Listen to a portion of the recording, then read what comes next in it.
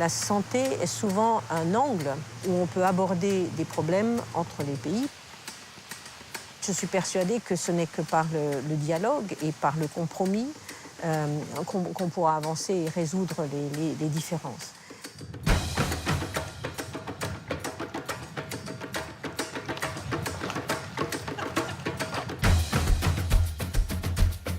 Mon père était médecin, ma mère était médecin. Donc, je voulais faire tout sauf médecine. Je rêvais d'avoir 150 chèvres. J'ai dû tricoter 1 ou 2 pulls avec de la laine du Larzac. Finalement, on tombe jamais loin de l'arbre qui a porté les fruits. J'ai rejoint l'OMS en tant que directeur de l'initiative pour la recherche sur les vaccins. Et donc, la médecine m'a rattrapée. C'est les 77 millions de doses que nous avons distribuées à 78 pays pour leur permettre de vacciner une partie de leur population contre la pandémie de grippe de 2009 à 2011. 174, c'est le nombre de pays qui sont les États membres de l'OMS pour lesquels nous aimerions tous qu'à l'horizon 2030, ils aient en place la couverture santé universelle que nous avons en France.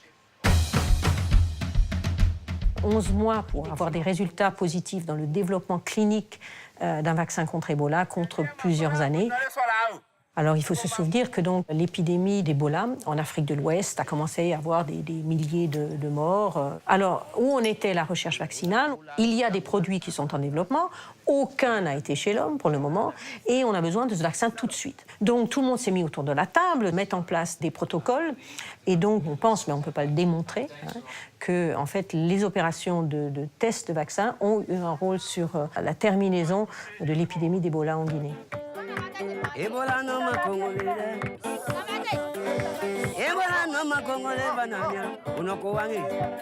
Ce sont 2 injections que j'ai eues d'un vaccin expérimental contre le virus Ebola.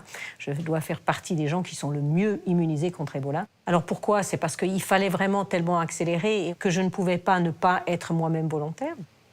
Et quand nous avons démarré l'essai clinique d'efficacité de phase 3 à Conakry, alors que tous ces personnes officielles s'avançaient pour recevoir le vaccin, je ne pouvais pas ne pas m'avancer moi aussi, et donc j'ai été vaccinée une 2e fois.